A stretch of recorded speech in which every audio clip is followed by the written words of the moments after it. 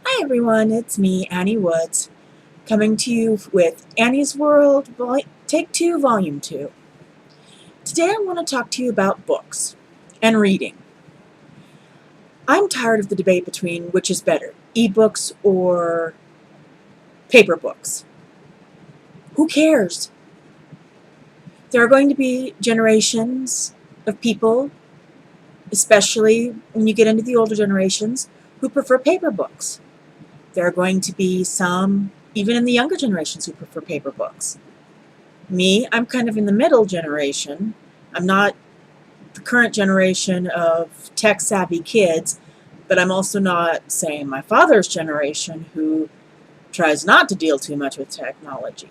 I'm in the middle, where I've grown up watching technology expand and grow and progress.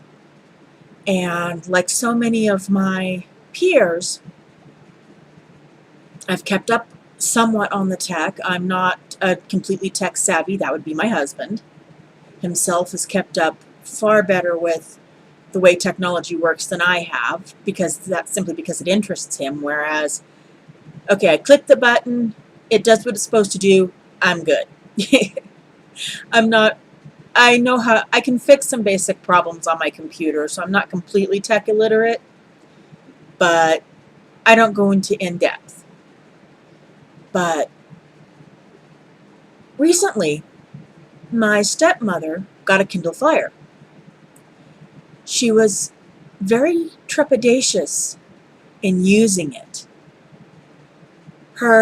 Both of her sons had told her she needed to get a tablet, and she's been doing her research on the tablets. She finally bought herself a Tablet Fire HD, or a Kindle Fire HD, not a Tablet Fire. Wow.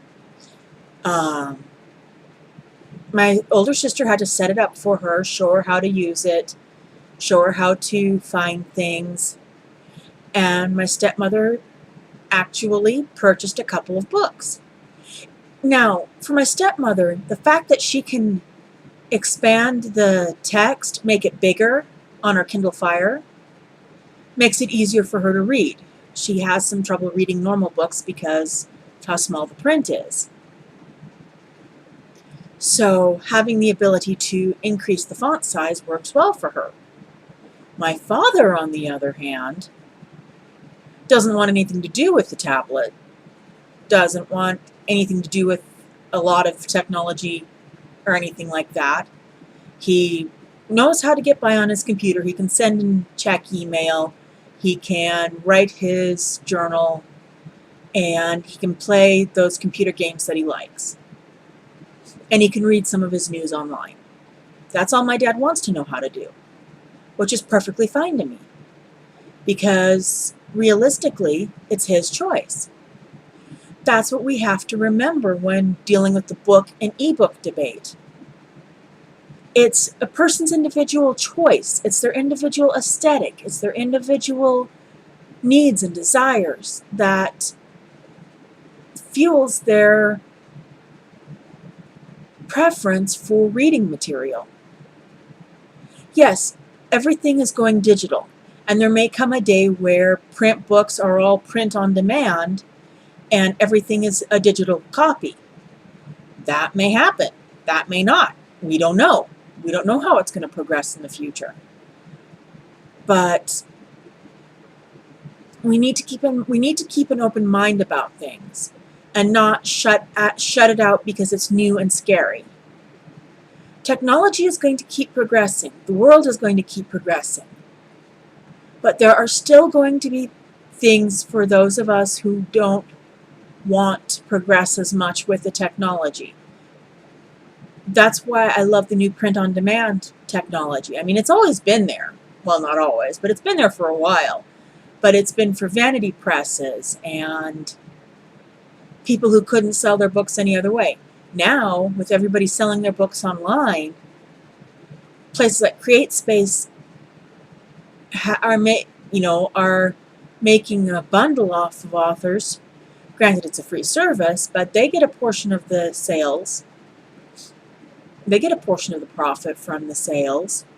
And it's much easier for an author to self-publish, say, and digital, and then have the option to have CreateSpace print a book if somebody wants it, than it is to try and come up with the money to create a whole bunch of paper books with the odds of selling them not very high. Because let's be honest, indie authors have a lot harder time these days. That too may change in the future. But what we need to, as I said, what we need to remember is the debate should not be about ebooks versus paper books. What we should be focusing on is what it takes to get people reading. Kids these days are reading on their iPads, their tablets, their Kindles. Give them a paper book and they might read it, or they might decide to go try and find it online and have their parents purchase it. Or if their parents are trusting, let their kids purchase it themselves. I don't know. Either way is perfectly fine as far as I'm concerned. What's important is getting people to read, not what they read in the sense of materials that they're reading, the physical representation of what they're reading, just that they're reading. We should be encouraging people to pick up a tablet, pick up a book, pick up a magazine, pick up their phone and read, rather than debating on which is better. In my eyes, neither is better or worse. They're just different.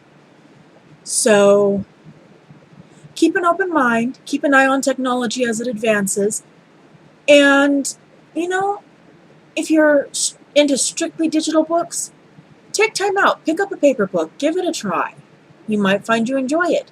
If you're into strictly paper books and you don't know what all this fuss is about the electronic books, if you're feeling so inclined, get a tablet, get a Kindle.